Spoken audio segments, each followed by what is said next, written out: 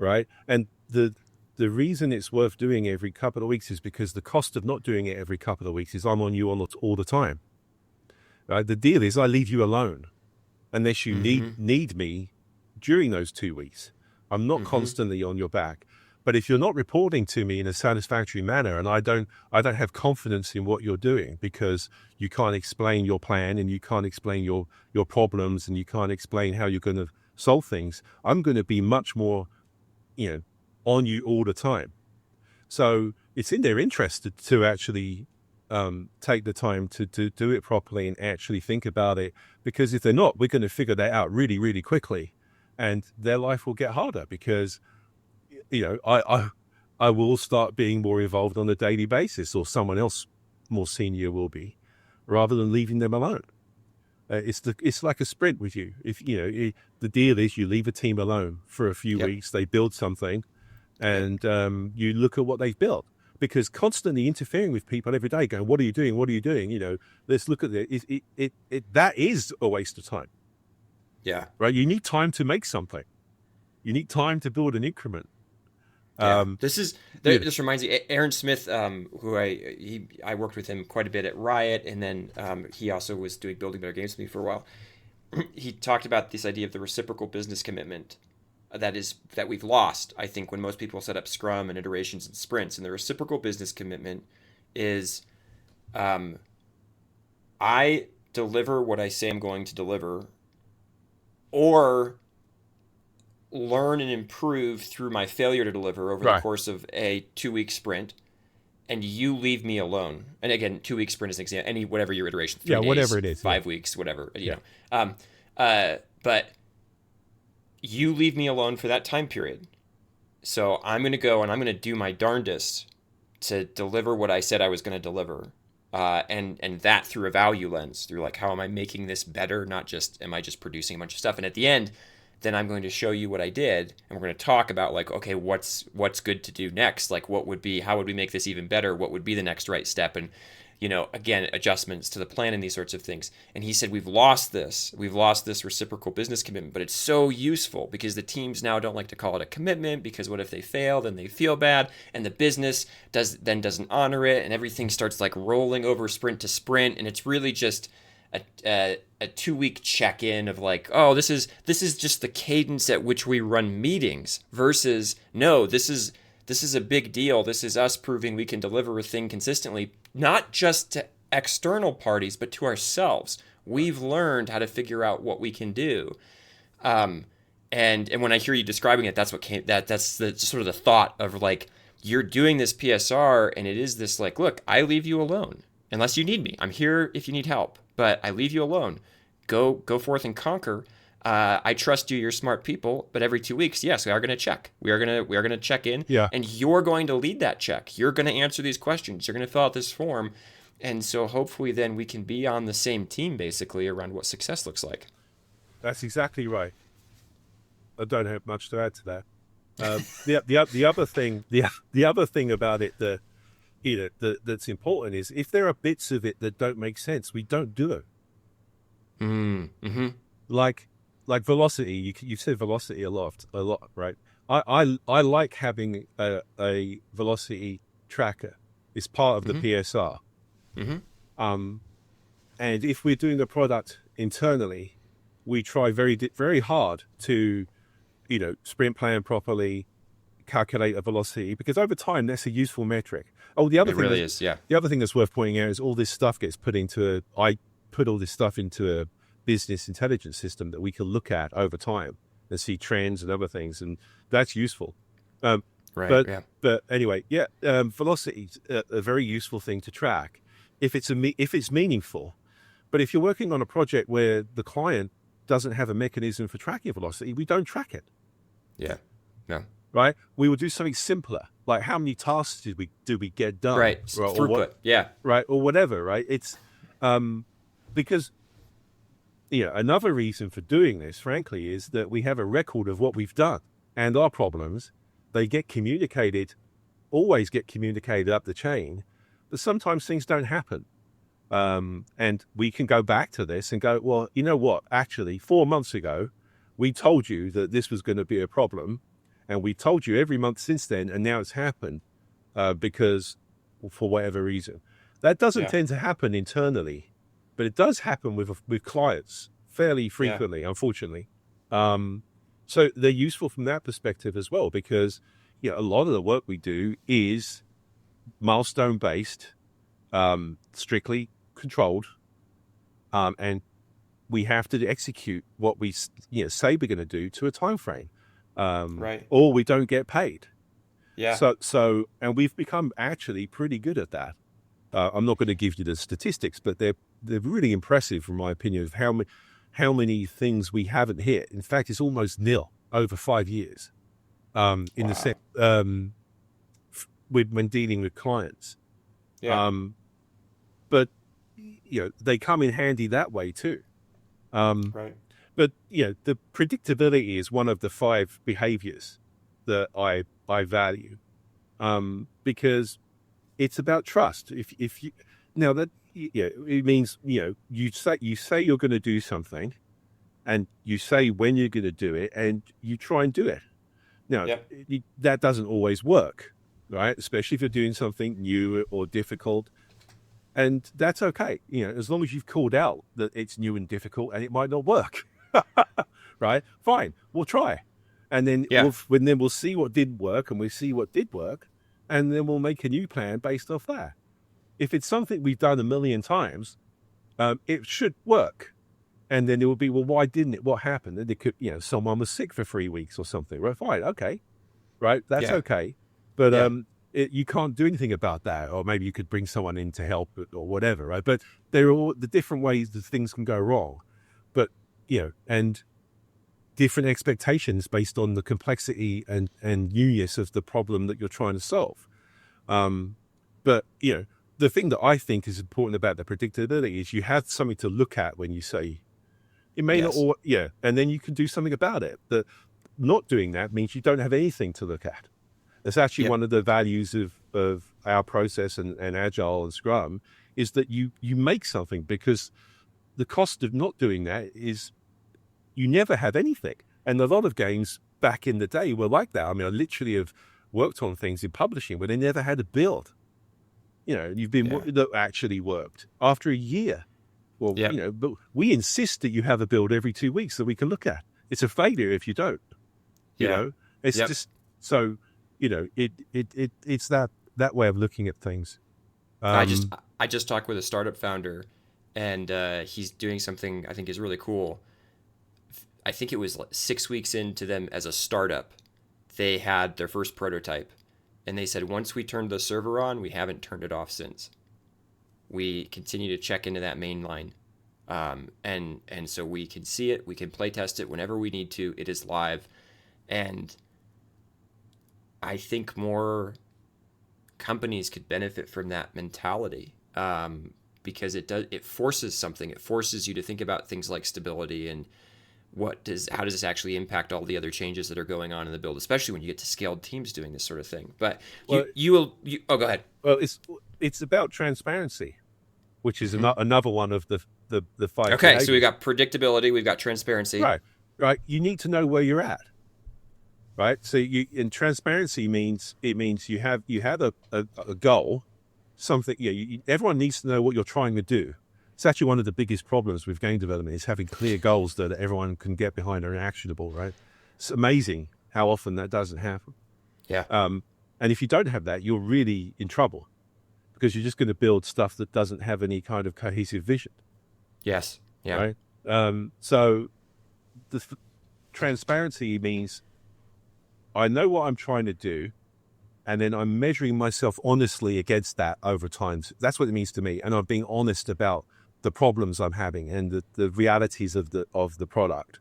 You know, it's if it's someone's pet thing, it's very hard to look at it and go, that's not very good. But Mm-hmm. most games aren't very good until they hit a certain point. Nothing is ever fully formed straight away. It's an iterative process. Yeah. So try and iterate as quickly as you can, as often as you can, with a vision of how you're going to get somewhere good, and just be honest about where you are every step along that path. So Mm-hmm. transparency, that's I'm I'm a grumpy kind of person. Like everyone constantly thinks I'm angry because of the way I look. I got like a naturally grumpy demeanor. Um, but I'm actually kind of not inside, um, and I very rarely get angry. But one of the things that will push my anger button is people who aren't transparent, like Mm-hmm. obfuscating the truth or their perspective of it. Because Yeah. if you don't bring that stuff out, we're not going to be able to fix it. Yes. So that's again another Yeah. reason we do these things constantly and have these processes is to constantly be asking ourselves, what's the truth? Where are we from everybody's perspective? So another thing about the PSR actually is worth pointing out is not just the production team that fills it out. Every lead on the team fills out bits of it from Mm-hmm. their perspective, and sometimes their perspectives are different. And Surprise, that's really useful to know. right? Of course, Yeah. Yeah. you No, know, I was in speaking back. This wasn't necessarily the sprint report case, but I remember being in a meeting. And fortunately, I was later in my career because early on, basically, what would happen is like when I was filling out those sprint reports, I realized that the right answer was to be green all the time and then to rationalize why you were green in your comments, right? So you actually totally failed to deliver what you were going to deliver, but you could say it was green because, well, we pulled this in and we pulled that out and this person and blah, blah, blah. You had these reasons of like, don't worry, we're still green. And if you were green, then no one would send you any angry emails about why aren't you green.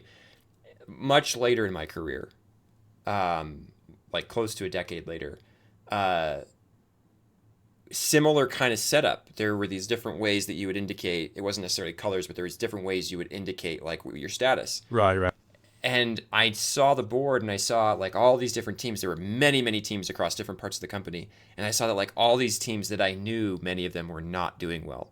But they were all showing up and they were like saying, yeah, we're good. We're good for the next release. We're good for the next milestone. Um, and I just went in because I knew my team was having some struggles. And I just said, like, I'm red. And there, people were like, what? And I said, I'm red. This is why. This is the help I need. These are the people I need to talk to. Um, like we're not on track to deliver what you need because we don't have a I think at the time it was we didn't have a clear picture of exactly what it was that was wanted and we were a foundational tech team. And I remember some people were like really almost it made them awkward that I'd gone into the room because the way they did this was everybody got in a giant meeting room together and then you kind of went through all the teams and everybody was so used to it always being like green green green, you know, like not it wasn't but like I'm good for the next milestone or whatever. And then I was like mm, I'm not good, this is why, here's who I need to talk to, these are the problems we're having. um but there was one other guy there who's probably one of the best people at shipping games I've ever met, and he was just like I think he was like that was a good update, like people we need more of that. But the reality was that the people who regularly came in, if you regularly came in, and I, at that point in my career, I was a little bit more confident. So I was able to just like, look, I know some of you aren't going to like that I'm doing this, but I'm going to be transparent. But there were so many incentives in that system that pushed against that transparency. right. A lot of And it's, sorry, no, go ahead. yeah, and a lot of systems are like that, and we try and have an environment that's not like that, for exactly the reasons that we've been talking about. It's antithetical to doing good stuff, right? Yeah. You have to be honest, Yep. and what you did took a lot of courage because Well, it was experience because I'd done the other thing, and right, like you said, it blows up eventually. right. Like it doesn't run forever. But It, but it if you're becomes a mess. but if you're incentivized to constantly rubber stamp things, um, at the end of the day, you're going to have a massive problem because you know you're not dealing with the problem at the earliest possible opportunity. It's just pushing it all down Yeah. the road, and then you have a Yep. train wreck. Yep. And but that takes courage to do that in an environment that doesn't value that. And that's why it's one of these 5 behaviors, right? It's incredibly important. The other thing you did was you took ownership, which is another one of these 5, right? It's Mm. the third one. Um, Predictability, transparency, ownership. we're going through a list I love it. but yeah, I mean, it's ownership is about feeling trusted. You have to take for people to take ownership of something. They usually have to feel trusted to that they're being trusted to take that ownership and know that it's okay to bring up their problems, Mm-hmm. right? Because you know if you're not going to take personal responsibility for something if you're just going to get in trouble every time there's a problem when you're doing something difficult, right? Yep. Because what we're doing is very, very, very difficult.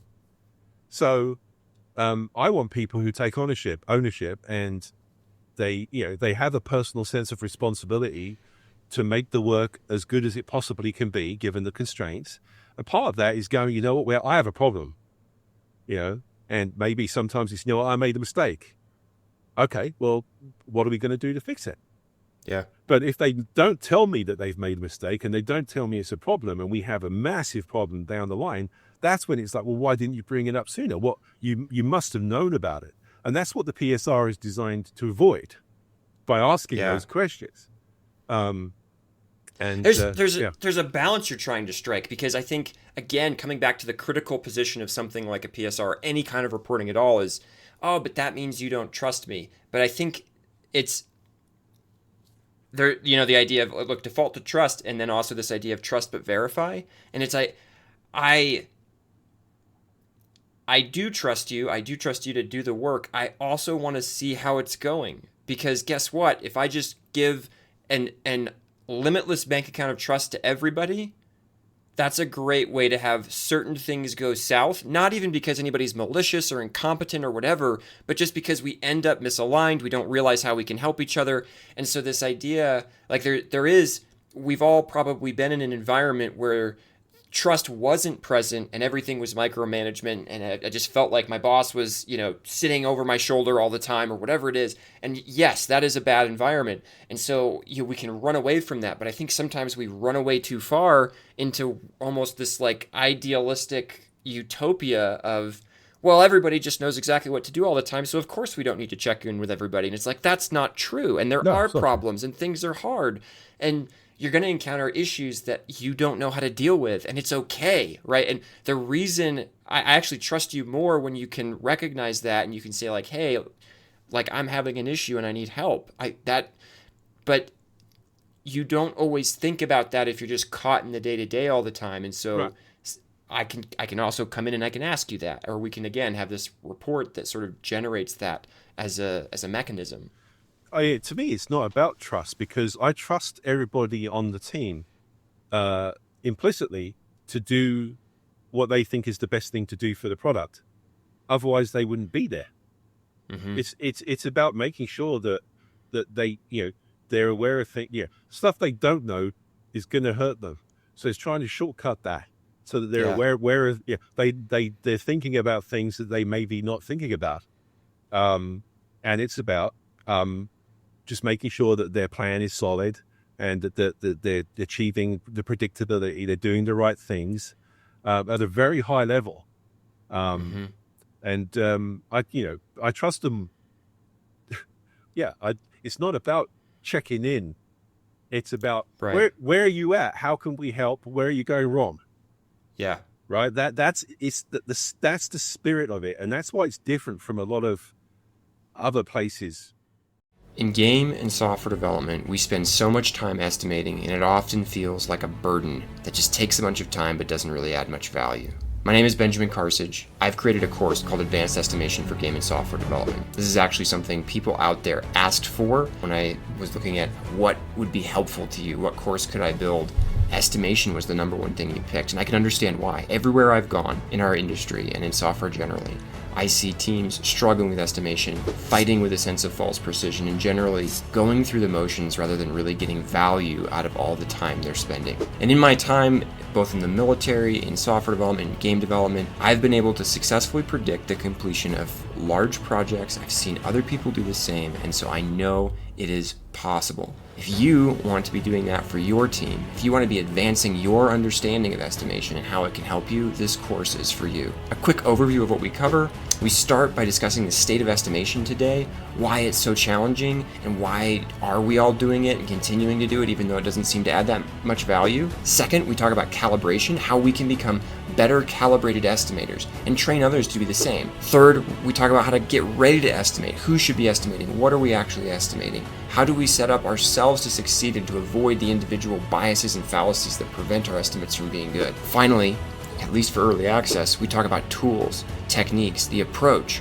What are the ways that you can actually create estimates that add value, and when should you not use those techniques and use others instead. In the future, we're going to be releasing even more modules where we cover things like how to estimate things that aren't just how long a project might take, but to think about money and resources and so many other things that we end up estimating, value and whatnot. The 6th and 7th modules talk about small and large scale estimation and really try to make all of what we've talked about so far practical. And those modules will be coming in the future. For right now, we're focusing on those first 4. And as a result, we're keeping this course in early access at a lower price. As more modules come out, that price will go up. So get it today while it is as low as it'll be, and you will get all the future sections as well as those first 4. It's already 15 hours of content and more than 20 worksheets, templates, and examples for you to take away. I also interject stories from my own experiences, both failures and successes, of how estimation has gone well and poorly and what you might be able to learn from those things. So there's a lot of tools here, there's a lot of resources. This is a problem we're all facing because we all spend so much time doing this, and I think we get way too little value out of it. I think we could be spending less time and getting more value and really helping our teams succeed, creating the software, the games that will really please our audience and players. If that's something you're interested in, check out the course.